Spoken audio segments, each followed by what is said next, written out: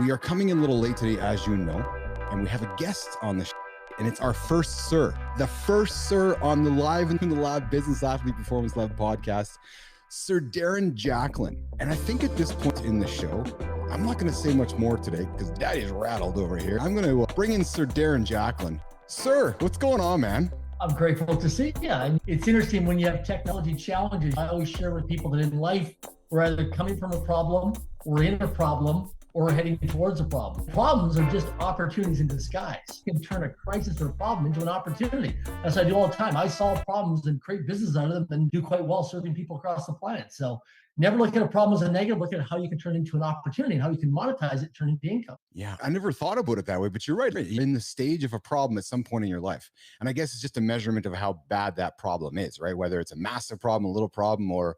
So Darren, are we ever not in a problem in life? No, the thing is, everything has a balance of people. The challenge is, it comes with the territory. You can go out and become the Prime Minister of Canada or the President of the United States of America, and half the population will vote for you, the other half the population won't vote for you, and the half the population will like you, the other half the population won't like you. And it's a teeter-totter that you've got to balance all the time. And even if you have the best intentions and you come from heart and you come from integrity, because to me, without integrity, nothing works. People ask me all the time, they go, what do you think of so-and-so? And I said, well, I live by a core philosophy that in life, time will either promote you or time will expose you. It's just a matter of time, whether you get promoted or you get exposed. So you can do all the drugs or take all the crap junk food you want, or you can circumvent things or lie, cheat, or steal, and you'll get away with it maybe today, maybe 6 months, a couple of years, but down the road, time will either promote you or time will expose you. It's just a matter of time. 2 years ago, I got exposed because I was traveling almost 300 days a year globally around the world,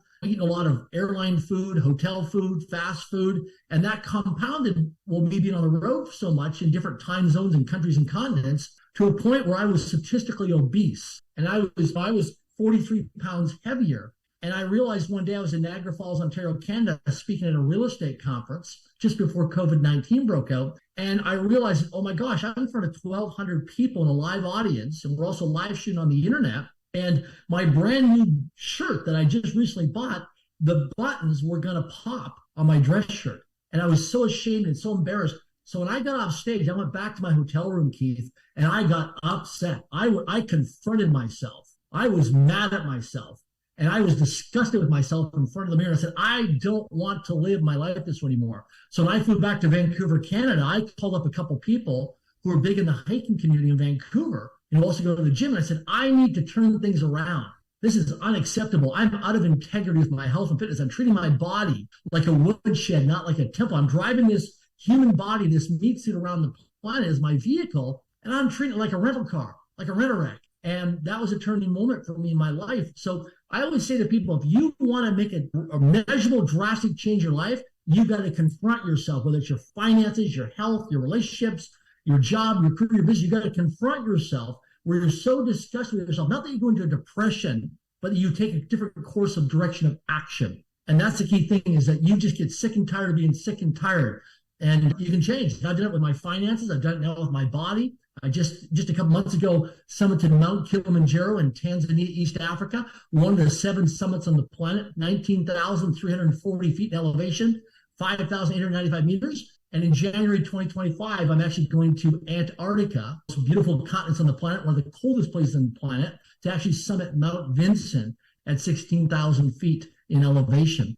So we all have different mountains that we want to climb. To me, it's about human growth and potential, and really seeing as a human being in this short life on the planet, what can I do in the short, limited amount of time I can to stretch myself and then to also serve people and make a difference. So before we go any further, I got to pause. So Darren Jacklin, a philanthropist, business and real estate investor who sits on the board of directors of EXP Holdings on NASDAQ of EXP, world-class speaker, as we all can tell. I love the energy, Darren. Love the energy, frankly. Having trained over 1 million people in 50 countries, mentored entrepreneurs and businesses. He's been all over the place, been in organizations like Tiger 21, Family Office, Wall Street Journal. He's been featured as an international celebrity in the 2015 movie, The Treasure Map. Am I correct? Yeah, The Treasure Map movie, yes, came out in 2015. Went all over the world, and that's awesome. Yeah, did well. That's awesome. Before we get into bringing business and athletics and why we're here today, let's get a little personal, if we may. You're a sir. I've never talked to a sir before. Yeah. How did you become a sir, and where are you a sir, and why are you a sir? Yeah, good question. So I have just full disclosure, I have over 7,000 written goals for my life. And it's taken years to accumulate over the 7,000 written goals. And I'm somebody who believes in writing things down on paper. Because even when you write things down on paper, it's like a contract. It's a written agreement. And so over the years, I've written things down. And back in 2011, I was visualizing and just playing around with like Sir Richard Branson, Sir Elton John, Sir Paul McCartney, these different men and different people around the planet. And I was just visualizing, what would it be like if I became knighted as a Sir Darren Jacklin, like legally, like professionally and legit. And I just played around with it for a while through visualization. And I actually wrote it down as one of my 7,000 goals. And I had no idea if it would ever come to fruition, ever come true. But I just thought, what if? I'll just speculate. What if? And so actually over the last couple of years, I've traveled the world. I've been to a lot of charity events, fundraising events for our family foundation called Link Foundation, which is an international foundation, and met a lot of people. I've met ladies and dames and surreys and people from royal families and celebrities and professional athletes and movie stars and lots of billionaires and lots of very influential, famous people around the world in different countries. And I got nominated by not one, but two people to the Royal Order of Cappadocia, based in Spain. And there's 8 different categories for knighthood, to be a sir, a lady, or a dame. And I was chosen and recommended under the 2 categories of philanthropy and business and entrepreneurship. And so there's over 400 people in the world that were nominated, just kind of like a Nobel Peace Prize. They get nominated, and then there's a whole selection and a review and discovery and due diligence process. It takes about 4 to 6 months that I went through. And so I got a telephone call, and I thought, okay, great. And then my first thought was, how much is this going to financially cost me? Is it a pay-to-play model where you want me to do this, but I've got to write a check to be part of this? And they don't know, it's not that. So I had a bunch of different interviews back and forth in person and virtually on Zoom video conferencing. And then in 2022, when I actually turned 50 years of age, I met with the royal family, and there was out of the 400 plus people that were nominated, I got shortlisted, then shortlisted, then shortlisted. And out of the 400 plus people, they chose 24 people, men and women from around the world, all over the planet. There's 2 Canadians, a few Americans, and the rest are from all over the world internationally. And of the 24 people, there's 15 men and 9 women. And so I am the next generation of knighthood of men and women, because if you look at Sir Richard Branson or Sir Elton John or Sir Paul McCartney as an example, these men are getting up there in their age, late 70s, early 80s now. So I'm the next generation of knighthood. And so I took my oath in front of the royal family, in front of the royal order, and I'm grateful to receive that knighthood honoring. And now it holds me to a higher standard of accountability, responsibility, and integrity to humanity. It does open up a lot of doors and get you into different circles and different groups and different seats at different tables. But I'm a loving person. I love people. And so I like to take people with me. And so I'm a connector of people, and I love to bring people with me and be part of different opportunities and make a difference. Because, I'm in a stage of my life, I'm 51 years of age, where it's legacy building for me, and I want to pay it forward and pass it on and create that ripple of impact in terms of serving humanity. So one of my big goals outside of, our group of companies is global philanthropy. And through Link Foundation, which is our international foundation in Canada, the United States of America, and E2E, Elevate to Educate, we've committed to building 100 schools across the planet over the next decade and contributing $100 million towards global philanthropy projects. So we've got a high-performance team of men and women internationally who are highly accountable, responsible, and integral people who really want to make a philanthropic difference on the planet and touch, move, and inspire people and make a measurable impact. And so, I'm grateful to serve. And so I believe profit for people. I love to acquire businesses through acquisitions and mergers and grow and scale those companies with great teams of people, and then do a liquidity event exit, take the cash, and then reinvest into other income-producing assets, and then start the process all over. But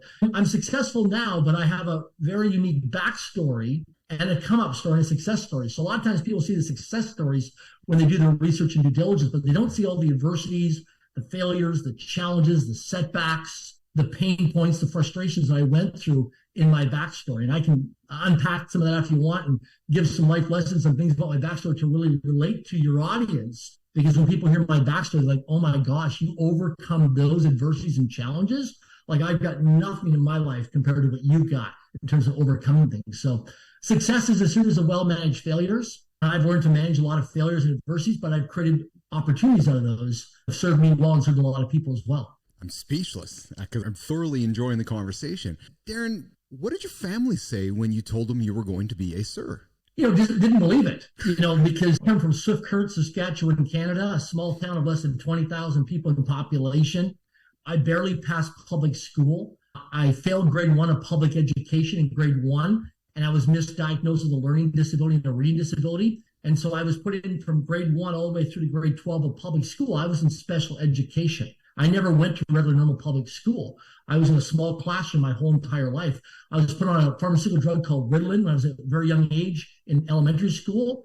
And I was labeled, when I did graduate from grade 12 in Swift Current, Saskatchewan, Canada, I was labeled as most likely not to succeed because I was a D student. And so I was labeled most likely not to succeed, never have a bright future, never amount to much in my life. And so a lot of people around me, when I shared it, because I was under confidentiality for about 5 months, I couldn't say anything to anybody. I was under a strict bound of confidentiality because I was under investigation and due diligence for knighthood. And so they were doing a social media audit on me. They were doing criminal background checks on me. They were doing reference checks on me. And they were doing a deep dive of discovery process and due diligence. So the only thing I could say when I was getting the phone calls and the text messages and emails, people were like, hey, why are these people contacting me to do a reference check on you, or they're doing a profile on you? Why are they doing it? I said, well, I'm being interviewed right now for a bunch of different paid boards of directors or paid advisory boards, and they're just doing their due diligence on me. Oh, okay, no problem. And so I'm an integral person. And so to me, long-term relationships and being relational versus transactional is very important.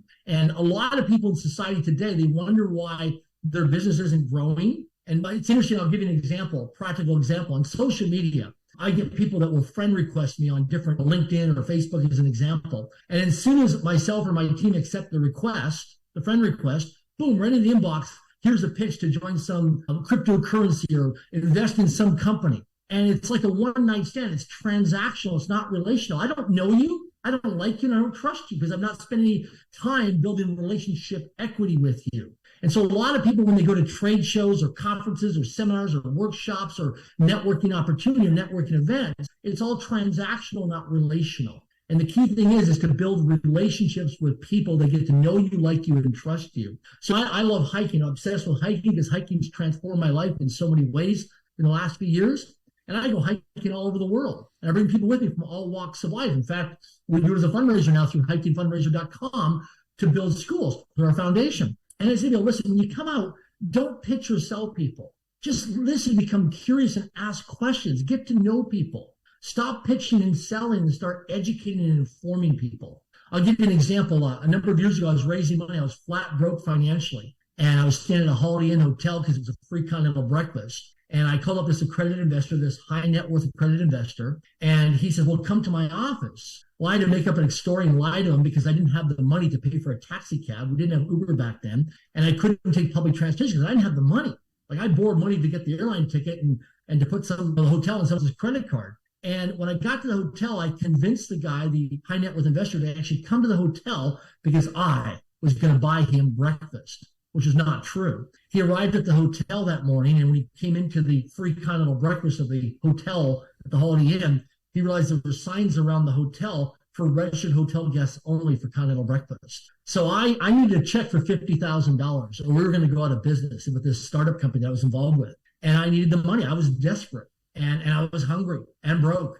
And so when he sat down, he said, listen, I've only got 45 minutes. I've got another meeting you got to go to. So I lunged into pitching and selling this guy and just threw up all over him with why he needs to invest with us and believe in us and write a check for us today and why he's not leaving without writing a check for $50,000. But 90 seconds into my pitching and selling, he said to me, Darren, you need to shut up. You just need to stop. He said, stop pitching and selling here. I'm going to walk out the door. You'll never see me again. He goes, let's just do one thing up front. For one thing today, I'm not writing you a check for $50,000.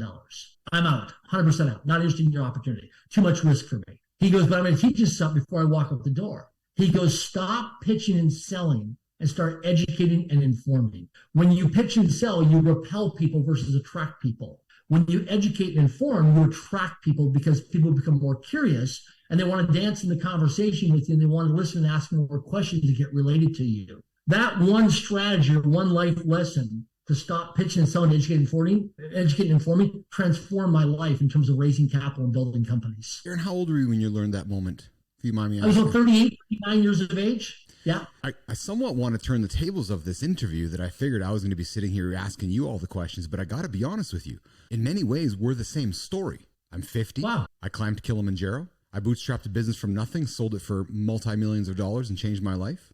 I learned that I sold, and talk. The moment I started listening and relating and informing and listening and building relationships, it started selling.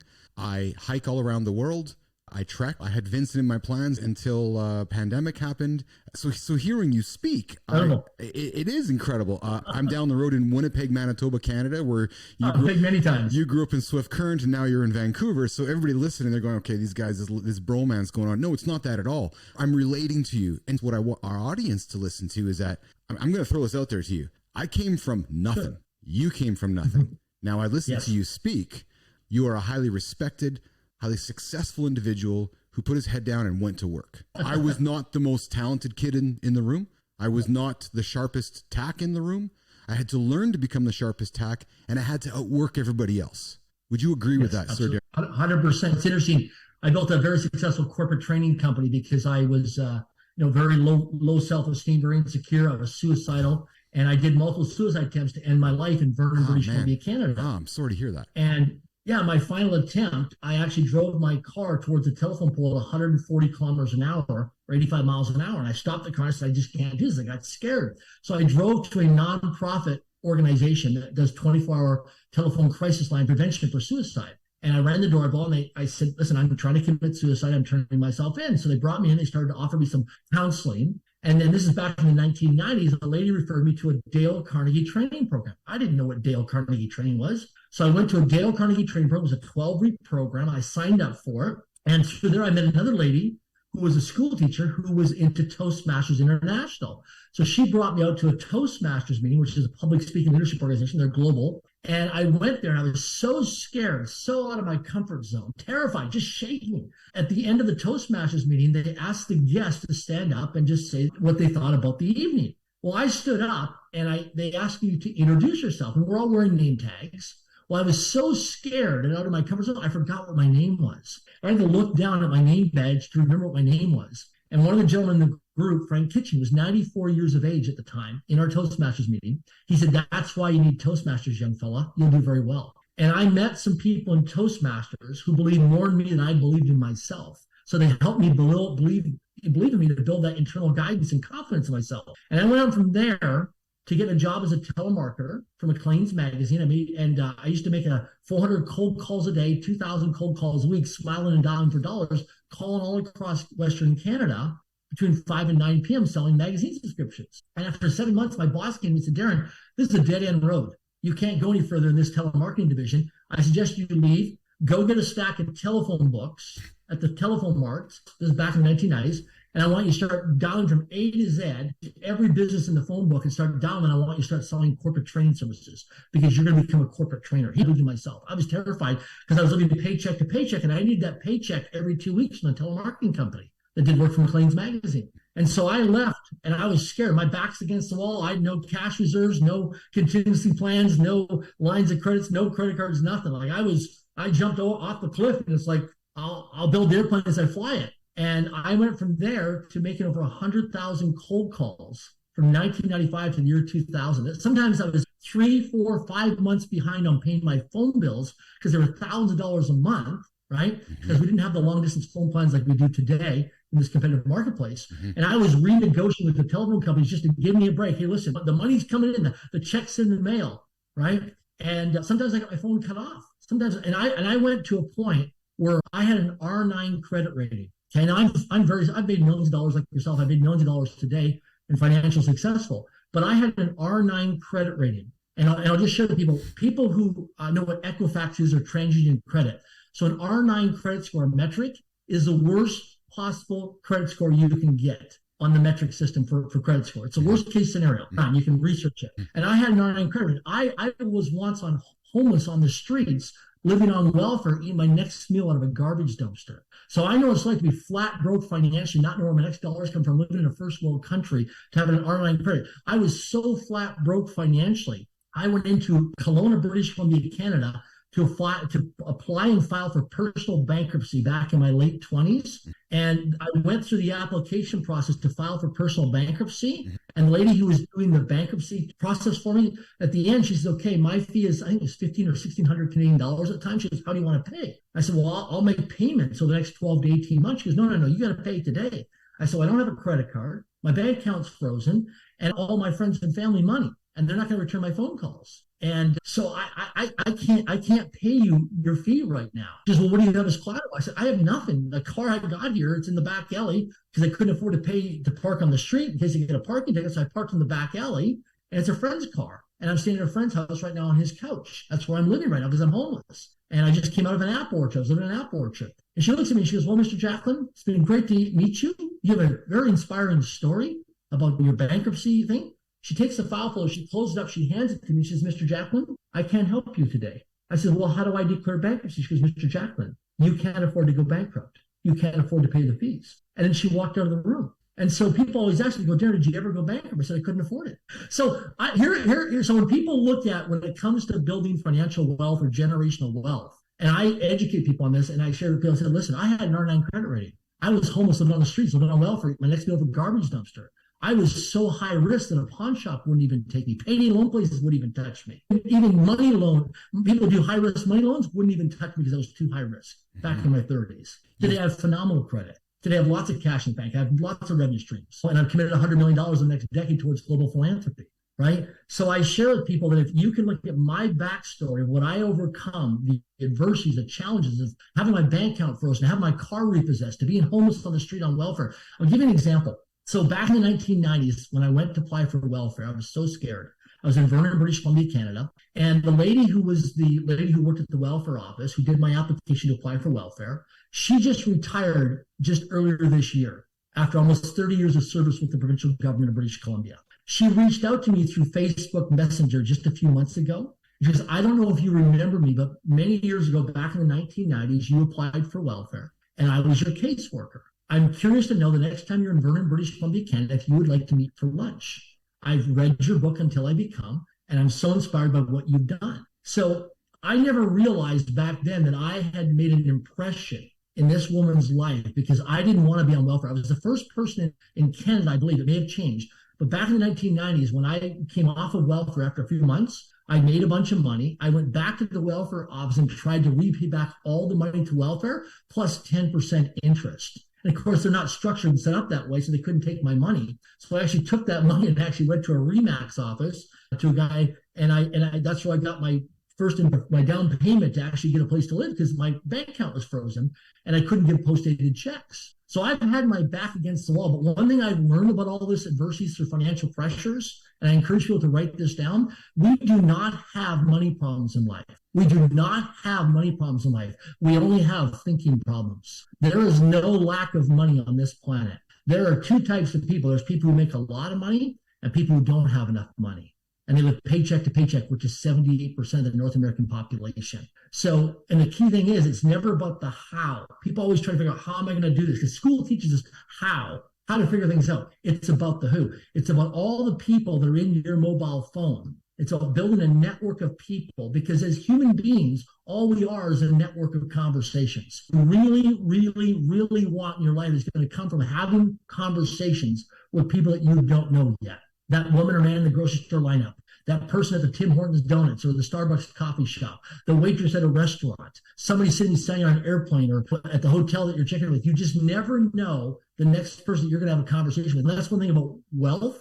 I've met some of the wealthiest people and had lunch dinner with some of the wealthiest people on the planet that are multi-billionaires to this day. And if you saw them walking down the street, you wouldn't think they make more than $60,000 a year. They don't drive all the flash. They don't have all the sizzle. They don't have all the bling. They're low profile, high impact. I was going to bring that up. This came up in a conversation earlier this week with Brian Clayton, who successfully started with a lawnmower and $20 and turned it into a multi-million-dollar business. Like, that in itself is a fantastic story. But what he said next struck me. He said once he accumulated all the wealth and his Ferrari, he sold it all and recognized that he got caught up in the rat race of accumulating things. And you become kind of part, one with the Joneses, where you buy next year's Tom Ford, the next year's Ferrari, and he hated it. So he became minimalistic and sold everything. So Darren, I ask you the same question. You have been successful. You've made a lot of money. You've had a lot of money throughout your life. Money becomes just an asset to you. What motivates you today besides philanthropy? Have you looked at minimalism? Is minimalism more of your life than today? And I'm going to suspect something we're probably very similar on. I was able to stay in the nicest hotels, drive the nicest cars, drive the greatest things. You know what I really loved is when I was able to go trek Kilimanjaro and stay in a tent and drive my 1980 Jeep, because that's really who I am. Like, my Jeep is really what I am. The money in my bank account just helps facilitate things. My kids say, Dad, why don't you buy a new Jeep? Well, because this one sits here for 8 hours a day. Why would I go spend money to have the money sitting there and depreciating? Because it's a really pragmatic approach. So the question I have for you is, all the wealth you have, are you still a very pragmatic guy from Swift Current, Saskatchewan? Yeah. So I drive a 2015 Honda Civic. There you go. I drive a 2015 Honda Civic. I have friends of mine that have all the Ferraris and Lamborghinis, all the luxury cars, but I drive a 2015 Honda Civic. That's what I drive. I do stay in the 4 and 5 star hotels. Like, I used to stay at the cheapest hotels, the Motel 6s, the Days Inn, the Ramadas, the hotels. Yes. When I was coming up on building my corporate business. Today, because of when I'm in front of, if I'm guest speaking at an event or speaking to someplace, I got to have really good rest. And, energy is very important to me. So I'll stay at a nice hotel like a Fairmont or Four Seasons or Ritz-Carlton or the Westin, some of the best hotels in the city. I'll fly business class or first class, but usually I'm not paying for it. And I have the status with Aeroplan now, but I'll fly economy class as well. But I fit in. Like, a lot of people, they don't. I fit in like everybody. I don't stand out. I blend in with everybody. And I treat everybody. I talk to anybody. I don't care if you're the janitor, to somebody in housekeeping. I relate to anybody from all walks of life. And I even connect with homeless people because I was once homeless. So I don't have that chip on my shoulder that I'm better than anybody else. I use money as a tool to serve humanity. I use it also as more options and ripple of impact to reach more people, to serve people, because my success is someone else's miracle. Yes. Well said. Well My said. success. And I encourage people to become successful, because your success can bless and be of service to a lot of other people. You can build that church. You can help the food bank. You can help that homeless shelter. You can help your kids' schools. There's so much you can do through ripple of impact, because your success is someone else's miracle. But Darren, go ahead. But people don't know so people want to have success. I have this conversation with all the guests, and I'm going to have it with you. People want to have success. People want to execute. In your lowest moments, you still executed. In the lowest moments, you still made 100 calls a day. In the lowest moments, you still made thousands of calls. Yet people still struggle to get up when everything is perfect, to execute on a daily basis, with the key word being consistently. Monday, Tuesday. And your environment. So I'll give you an example. When I had no money, I would still go to like a nice hotel and use the lobby and use the free Wi-Fi internet. Vancouver International Airport has a Fairmont hotel there. Mm-hmm. And for years, I didn't have the money to stay at the Fairmont hotel. So I would go on the SkyTrain to the Vancouver International Airport, and I would sit in the hotel lobby, and I'd order a tea, because it was a couple dollars for tea. That's all I could afford was tea. But I sat in that hotel lobby of the Fairmont Hotel, and they never bothered me, the hotel staff, because they just saw, okay, he must be a domestic or international traveler. He's going somewhere. They don't bother you. And I would sit there for hours and watch and observe people and make phone calls and network and connect. But I wanted to be in the environment, because my environment is stronger than my willpower. So I drove around, different neighborhoods and saying, someday I want to live in that neighborhood. Someday I want to be able to eat in that restaurant. Someday I want to be able to go to that event. I would go to concerts, and I'd be up in the nosebleed seats, right? Cheapest seats up high up in the rafters, using binoculars sometimes. I'm like, man, what would it take for me to get down the first couple rows? And even at conferences and conventions. And one of the things that I did for many years, I would go to seminars and workshops. If I wasn't presenting, I would be a participant, and I would be in the back, general admission tickets, because I couldn't afford VIP. And there'd be somebody on stage. I'll give you an example. There was a gentleman a number of years ago who was in Vancouver at the Sheraton Wall Center. There was a conference going on there, and I was in general admission, way in the back, right? A couple thousand people in the room. And this guy was on stage from Toronto, Canada. He was an older guy. I don't know, I've got a communication with him now, but anyways, he owned a whole bunch of companies. He's very successful, very wealthy, owned a group of companies. And he was on stage, and he was so practical with his sharing. Like, he was giving me nuggets of things that I could actually write down in my notes in my journal and actually execute and apply. So what I did was I applied it, and I made a bunch of money over the next couple of months. And so I contacted his office, and I got their mailing address, and I sent them a money order in the mail. Sent them a money order. And a while later, I got a telephone call from the finance department of this guy's company in Toronto, Canada. And they were confused because I wasn't onboarded into their system. And so they didn't know who I was. And they're like, who are you? And why are you sending this money order to us? And what's the purpose of this money? And I said, well, months ago, I was at this seminar workshop in Vancouver, Canada. I was in general mission. And the gentleman who was the founder and CEO of this company was on stage and he was being interviewed. And I learned so much from him that I wanted to pay him for what I learned. I wanted to cut him in on my winnings, my opportunities. So she's like, wow, no one's ever done this before. This is a little strange, a little weird. She goes, is it okay if I tell the founder of the company this story? She says, yeah. She says, okay. So anyways, a week or so goes by. I get a phone call from this executive assistant. Hi, this is so-and-so from Toronto, Canada. I'm the executive assistant to so-and-so. He would like to set up a 15-minute call with you. When do you have some time available for him to have a 15-minute call with you? So I get on the phone with this guy, and he wants to know a little bit about my backstory and who I am. So I just share authentically with him who I was. And he says to me, he says, do you do any on-site like seminars, like where you come to do like corporate retreats? And I'm like, yeah. And he said, listen, he said, I got a budget of, I think it's $15,000. We'll fly you Air Canada business class from Vancouver to Toronto. And he said, well, I think it's $15,000. We'll put you up at the Fairmont Hotel downtown Toronto, and we'll fly you in. So this guy ended up paying me $15,000 for the day to do a corporate training retreat for his staff. And that was not my intention. My intention was just to thank him and acknowledge him because what I learned. Same thing when I'd read books. I'd read books and think, man, this is gold in this book. Man, I only paid $25 for this book, but look what I'm getting for the information. So then I would find out the author's contact information and send the author a check for a bonus. I'm saying, listen, here's $500 or here's $300 or a couple $100 or a couple $1,000. I read your book and this is what I took away from the book. And I just want to say thank you. And that opened up so many doors of opportunities for me. But that was not my intention. My intention was just to give a bonus to cut the person in because I was shifting my mindset coming from lack and scarcity to coming to abundance and prosperity. And so that was a shift in my mindset. There's abundance and prosperity. And so like what I've even done now, like when we have people refer us business, we send them referral checks and referral fees. People are like, why you send this to me? Because you refer us to us. Okay, I didn't expect you to send me a check.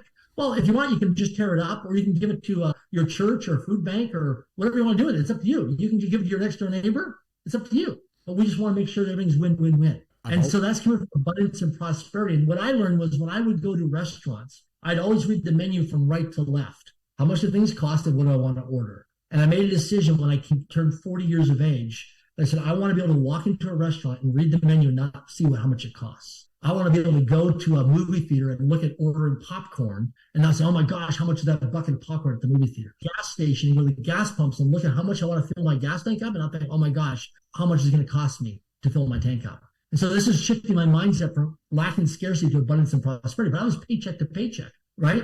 But what I realized was how you make more money was by solving a problem. How can I solve a problem? So when I would work at jobs and I hear people complain in the lunchroom, okay, everybody's complaining about this. Okay, great. Crisis or opportunity. Most people are in crisis with it. They're complaining about it. I'm like, okay, how do I turn this into an opportunity and monetize and get paid for it, create a revenue stream out of it, and then work it till eventually it becomes passive versus active? And that's what I would do. And then the thing is, when you're flat broke, and I've been flat broke more than once in my life, in my past, the key thing is when I wasn't succeeding, like I'll give you an example, like even right now in my life, I don't feel like people always say, oh my gosh, Darren, you're successful. I said, no, I'm just a man on a mission. I'm just a man on a mission. So what I do is I'm always getting around people who are playing at a higher level than me. So if I have a challenge or setback, whatever it is, my challenge or setback is nothing compared to what the person who's playing a bigger game than me is. So I always get around people. So the thing is, like, I remember one of my mentors one time, I was flat broke and I went and met with one of my mentors. And he said to me, he says, Darren, he said, I want you to write on paper your 5 closest friends that you spend the most amount of time with. So I wrote down the names. He goes, listen, these four or five other people that you hang out with,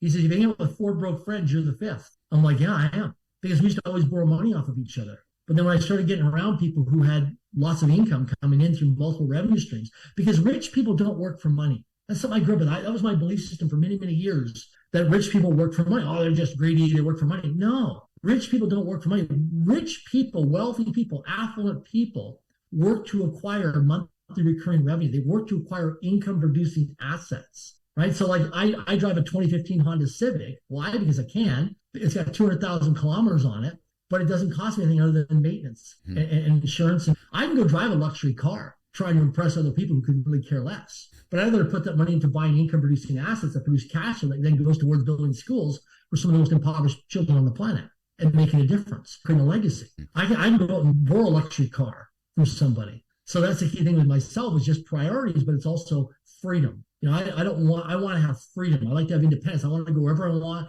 whenever I want, however I want, with whomever I want on my terms. But I want options and I want choices. And I see a lot of people who try to impress other people by buying stuff, buying liabilities, buying doodads, as Robert Kiyosaki calls it, this game called Cash Flow Quadrants in Cash Flow 101. But it's the key thing is low profile, high impact. In conversation with Darren Jacklin, live in the lab with myself, Keith Bilous. Darren, be vulnerable with me right now. When you look in the mirror, who do you see? I see myself now as somebody I'm very proud of, somebody I'm grateful for in my life, and somebody who's come a long ways, and somebody who is just beginning his journey to really discovery. Because I used to look at myself and say, man, you're never good enough, you're not smart enough, you're never going to amount to much. But now I'm grateful. I think that come from Kilimanjaro was a big thing for me. It was like a spiritual experience for me because it was something I never imagined myself ever doing. Like I just, a buddy of mine said, you need to come with me. I'm celebrating my 40th birthday. I'm like 100% no. It's like, you need to come. And so I think when I look at myself in the mirror now, like just in the last couple of months, I've committed to doing 100 push-ups a day. And I have alarms that go off on my phone and I drop and do push-ups. Well, I never imagined myself ever doing push-ups, but now my body's changed. I've released a lot of weight. I didn't lose that. I released weight. When you lose weight, you go look for gone for good or gone forever. Good for you. So now I'm naked in front of the mirror and I'm acknowledging myself. I'm proud of myself. I'm excited for myself because I really see myself in this meat suit of who I am and how I can serve people and make a difference in the world.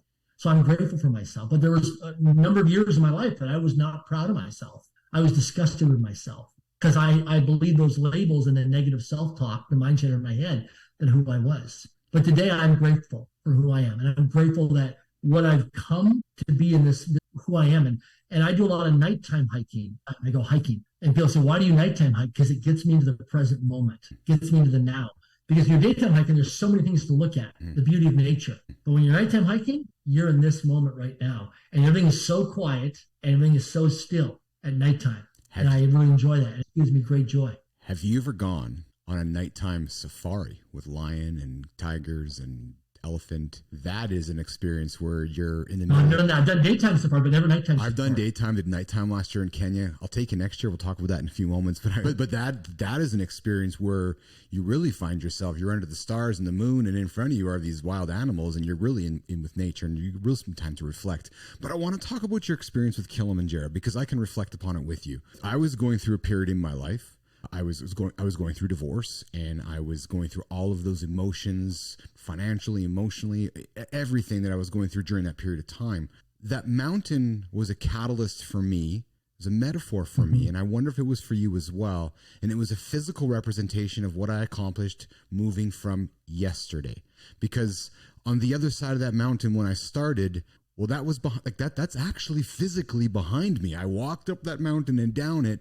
That changed my life, Darren. Yourself. Yes, I trained for a year for Kilimanjaro, 100 kilometers, 60 miles a week. I did all kinds of scenario planning, best case scenario, likely case scenario, worst case scenario. I was in Whistler. I was all at Whistler, British Columbia. I was in snowstorms, ice storms, hailstorms, all kinds of weather. And I have a hiking group in Vancouver and about 130 people in the group. And the people say, I'm going to be there. And nobody'd show up. I'd be myself. And it'd be middle of the night or early in the morning and bad weather. And I'd still go because I had to prepare just in case, contingency planning, that if I'm ever in Kilimanjaro. So I get to Kilimanjaro and so there's 20 climbers in my group, 10 mountain guides, 2 medical people and 70 porters. So a total of 110 people in my group, big group. And the first day we're on the mountain, I'm like, my gosh, we're going so slow, like pulley, right? So my bracelet, slow. Yeah. And I got triggered. I got impatient and I got aggressive. And I said to one of the guys, I said, listen, we need to speed up. I didn't fly halfway across the world and spend all this time, money, and energy to come here to go this slow. Like I'm walking like we're in preschool. I trained a year for this. And my guys are like, you need to slow down, pulley. And I'm like, do I cut this group and go on my own and then meet at camp? Or do I hang out with everybody and go so slow, like we're walking backwards in a slow meditation? So I'm impatient. Like I am not in the present moment. I am frustrated. I'm impatient. I want to get it done. I'm a results-oriented person. So I'm getting tested with my impatience. I'm triggered. And my one guide, Angela, she's like, Darren, you need to just breathe and slow down and be in the present moment and trust the process. And she said, you need to trust our guides. I'm independent. I can take care of myself. I've trained for this. And the second day, as we started to elevate and climatize, I started to notice the people in the group that were going faster. They were having some altitude challenges. Now, it's interesting. My guides told me on day one of Kilimanjaro that some of these people that were very athletic were passing us. They're like, they're not going to summit on night 5. Why would you say that? I'm totally disagreeing with my guide. Say, well, that person is like very physically like an ultra athlete, like a marathon runner. Yes. Because here I'm thinking in my mind, if you're really ultra fit, no problem summiting Kilimanjaro. If you're overweight, you're not going to summit Kilimanjaro. Boy, did I have a wake-up call. Because I saw on night 5 on summit night, right, it was minus 15 degrees Celsius, freezing that night, lots of dust. And I saw people groups who were really athletic didn't summit because of high altitude sickness, diarrhea, vomiting, nausea. And I saw people that I would never bet money on or believe in summit Kilimanjaro because they were going very slow, steady, and consistent. Pulley, and they were acclimatizing their body. So that was a huge aha for me, realizing how I had judged people based on their athletic ability of how they would summit. So it was not true. How did you bring Pole back to life and back to business? Because I did, like I said, I swear, producer Roland, if you're listening, I'm talking to my mirror right now. Like I'm just listening to you. I'm like, yeah, I keep this on my wrist. It's all broken and tasseled. And my wife's like, take that thing off your wrist. I'm like, no, the idea of slowing down is really meaningful to me. And as I've aged in life, probably like yourself, it's even more meaningful, right? Because I really can be more aware and I can capture more the slower I go, even though I'm going faster. And as we know, as we get older, time goes fast enough as it is. Right? Absolutely. Yeah. So people are guides on the mountain. They live, they spend a good majority of their life on Mount Kilimanjaro. That's their life. That's their living. Right. Yes. And I really learned that these people, compared to our standards in North America, live in the first world, they have nothing like how we live. Right. But they're so knowledgeable and influential because they know that mountain very well because they live on that mountain. Yes. Throughout their career as a mountain guide or as a porter. And I really gained a lot of respect and appreciation of gratitude for these men and women that are porters and guides. And I still, through WhatsApp, keep in touch with them through social media. We message frequently back and forth. I was just talking with one this morning, actually. I'm planning something for next year. I want to be mindful of time. We started the show late. We're doing a live stream. We started at noon Central Time. We always schedule an hour. I would love to have you for a few extra minutes if you did have the time, but if not, I can also appreciate that. I'm thoroughly enjoying the dialogue with you. Because we haven't even got a chance to get you some plugs out there for what you're working on so that our audience can get some real, I'm enjoying the personal chat, and I've really wanted to keep things differently with this show because I'm sure you do the podcast circuit and some of the stories become somewhat the same. I think we're trying to just kind of take a different slant on things. You said something a few minutes ago which struck me. I met with Joel Yee, one of the guests last week, and great story as well. He talked about how when he discovered the gym, he discovered his confidence. And how he felt when he walked into a room. He said, like, I'm a little guy, but the fact I started training, I'm kind of paraphrasing. He said, when I started training, I noticed that I walked into conference rooms, into meetings, I felt stronger. My shoulders were out. I felt more like I was a superhero. So when I hear you said some of those similar things, that when you went to release your weight and you started training and you got stronger, you started feeling better. And I always talk to people who are aspiring to be business athletes, who are business athletes. It's that captured feeling of how you feel when you train in the morning or train during the day, and it sets your day with just a feeling of strength. Can you talk about that a little more, Darren? Because you brought it up earlier. Yeah. So one of my first hikes was in North Vancouver, British Columbia, called Deep Cove. It was called Quarter. And I called up two of my friends to go up there. And normally you have to about 45 minutes to an hour, right? And my first time going up was 2 hours and 40 minutes. Okay. I get to the top, and the two people I were with were realtors. So they had to leave to go do open houses. So they left me at the top of this quarry rock, this hike. And kids in elementary school could do this hike. I'm at the top of this hike, and I'm completely out of breath and out of shape. I'm thinking to myself, this is 48. I'm age 48. It's a few years ago. I'm 51. So I'm up there and thinking to myself, I don't want to call 911. I'm embarrassed and scared. And I don't want to call search and rescue. How the heck am I going to get back to the parking lot? Right? I'm all by myself, and I'm exhausted. I'm in this little hill. So I sit there and I just deep and I'm looking around and I'm just de-stressing myself. And finally I start walking back. I get back to the parking lot, open my car door, my Honda Civic, and I look at myself in the rearview mirror and I say, I don't want to live my life this way anymore. And today I go hike that hill now, and I get up there and back in about an hour. And so it changes. And so when I look at my life now, like, 18 months ago, if you would have said, hey, we're going to do Kilimanjaro, I'm like, I didn't have the mindset, didn't have the belief system. Like, you're talking to the wrong guy. Like, why would you even bring it up to me? You know I'm not an athlete. Yes. And it completely shifted my mind. But what I felt was, so the first day I go to a gym, just a couple of years ago, I go to a gym, and I'm watching this girl go up and down this Stairmaster thing. And I'm watching her because I'm very visual, and I like to see how she's stepping. and I fell off the treadmill and broke 3 ribs. First day at a gym ever in the gym, broke 3 ribs, right? And people thought I was checking her out. No, I was watching her strategy on what she was doing because I was fascinated about how fast she could go up and down this Stairmaster thing. Yeah. But then after I hit up with my ribs, I started doing the Stairmaster. I thought, this is boring in a gym because if I go out and I hike out in nature, then when I get to the top, I've got a view and I feel like I've got some progress and I've got some results. But in a gym in 45 minutes on a Stairmaster, I don't feel the same effect, the same results. And so what changed my life, Keith, was creating structures. So I live by my calendar. I always say to people, if it's not structured in your calendar, there's no evidence that exists in your life. Yeah. So yeah. The great Vince McMahon. I structure everything in my calendar. And now, rather like Chip Wilson from Lululemon, founder of Lululemon, Chip taught me this years ago. Chip, if you want to meet Chip, he'll take you to the Grouse Grind in North Vancouver. And you got to hike the Grouse Grind on Grouse Mountain. So now when I travel, like tomorrow, I fly off to Las Vegas. I'm in Las Vegas for a week for a real estate conference for one of the boards of directors I serve on. And I've got people that want to meet with me. So I'm actually taking them hiking around Las Vegas. Got access to a rental car. And we're going out and we're going to have a couple-hour hike. And so I'm getting physical fitness, being in nature, all that stuff while having an inspiring conversation. But also being hiking, you get a chance to learn people because you mentioned earlier about being vulnerable, right?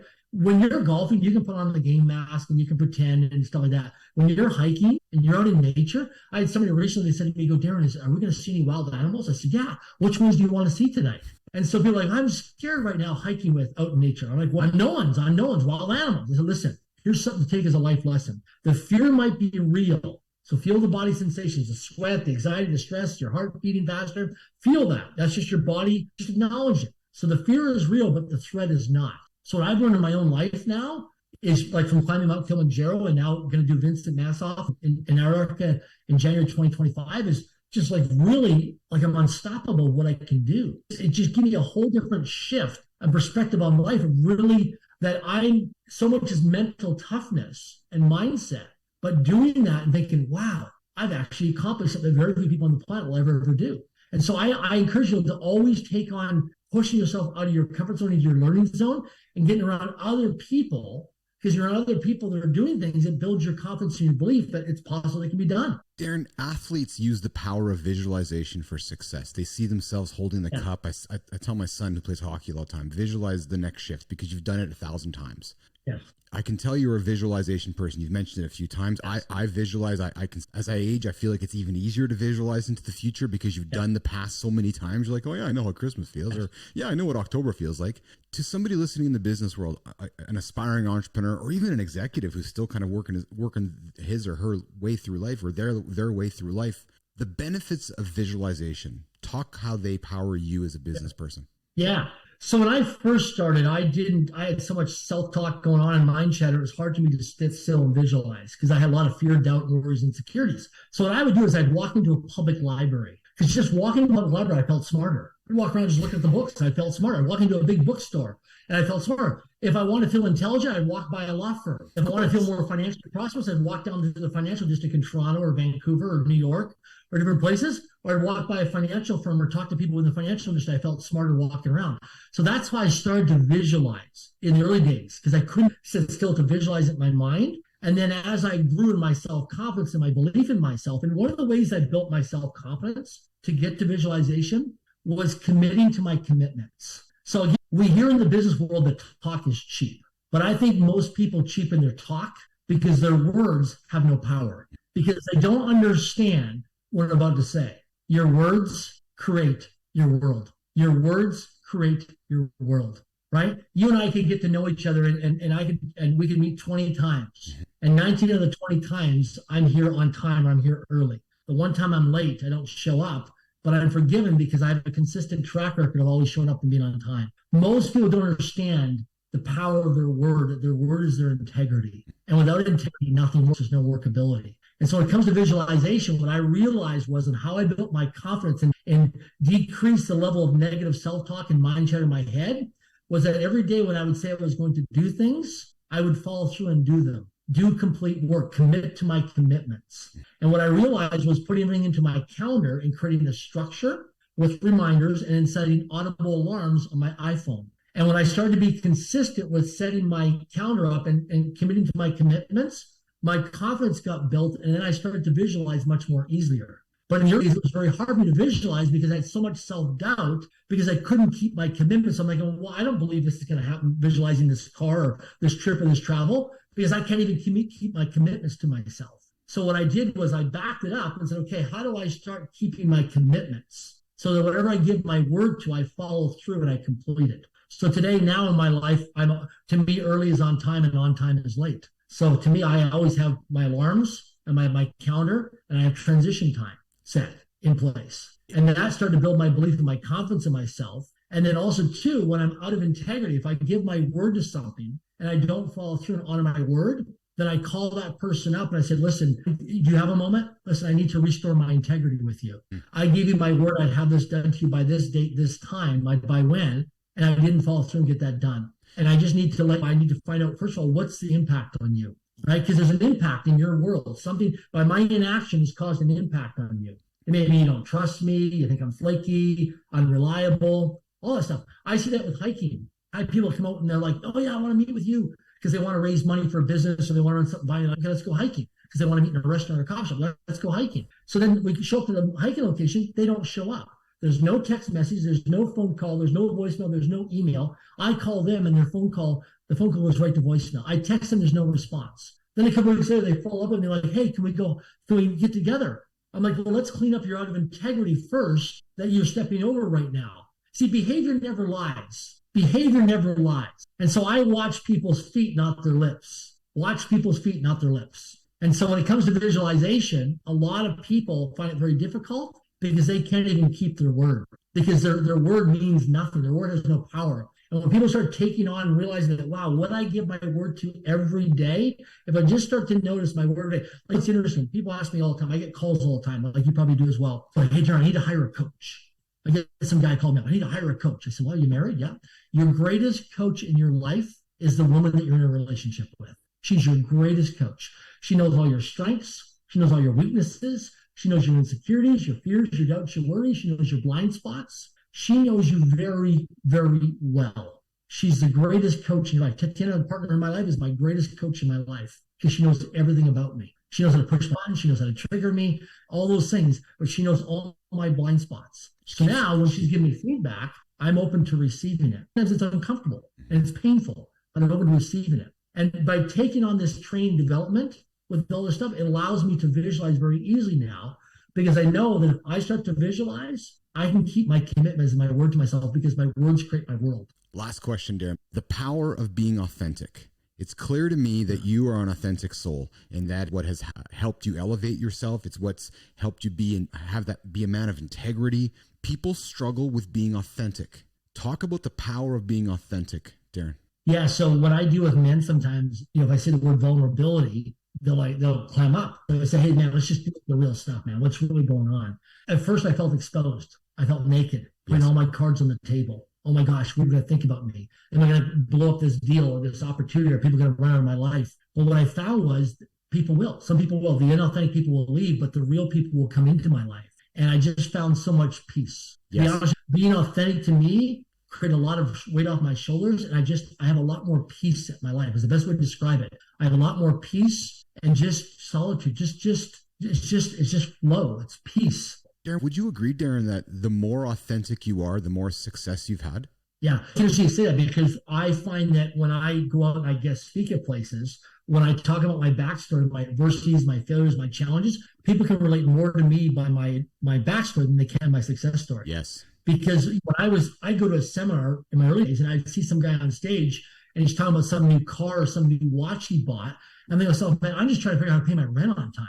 I'm paycheck to paycheck. I'm trying to figure out how to pay my rent, man. Like, I don't have a 500 extra bucks here, man. Like, and this guy's talking about buying some watch for $50,000. I couldn't relate to him. So I find that I relate more to people by just being authentic and talking about when it comes to success or entrepreneurship business, there's a lot of challenges and adversities that go behind the scenes. Things don't always work out, right? But people always sell the sizzle. I'd rather show people authentically what's really going on. Behavior never lies. It's probably the same reason you drive your 2015 Civic. I drive my 19 whatever it is Jeep because I relate more to to my mom and dad's audience, the blue collar worker, because that's where I'm from, than I do driving my orange Tesla Roadster that's covered in the garage and has been driven for years, because I look at it and I'm like, it's loud. It makes me feel kind of, I don't you know what I mean? So I can understand that feeling of authenticity.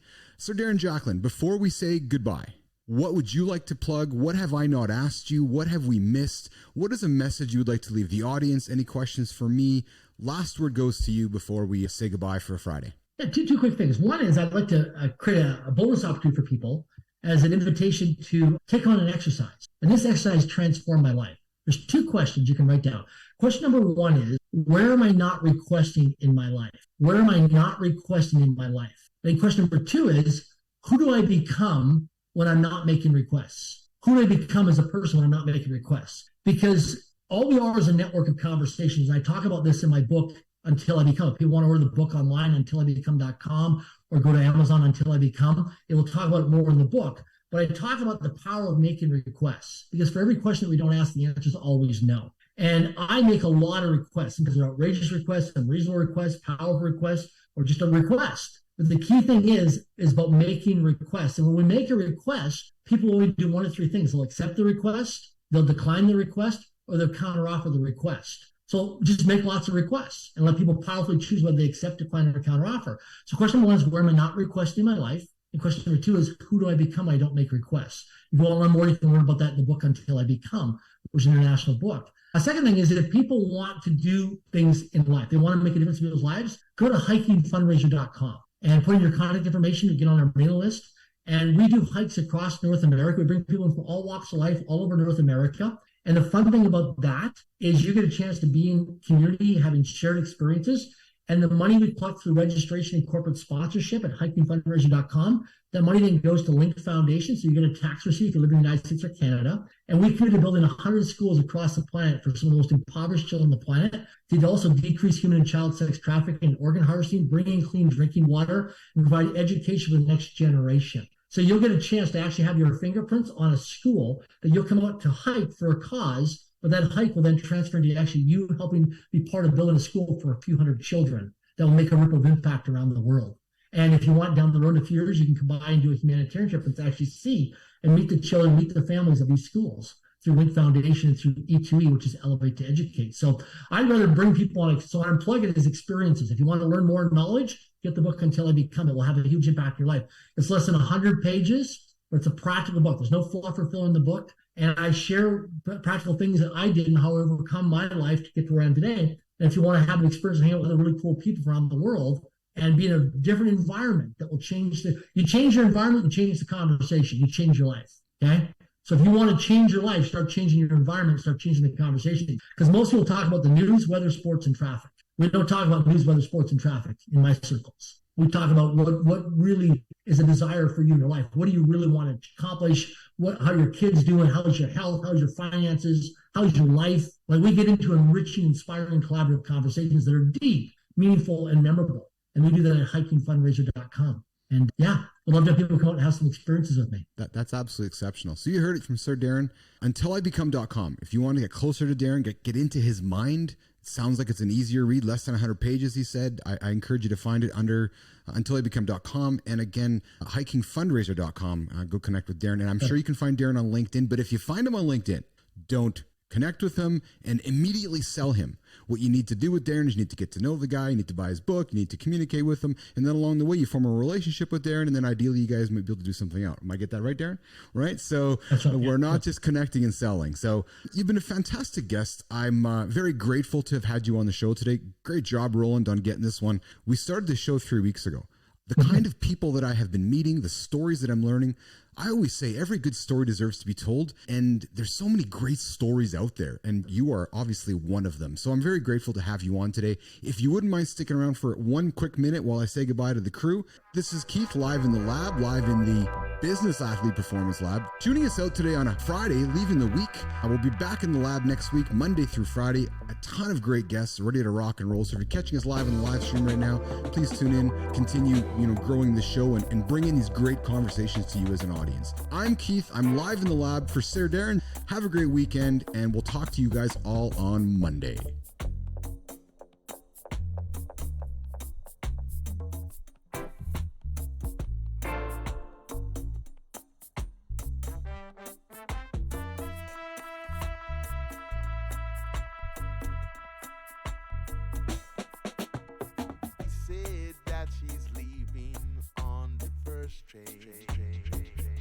She says she is leaving.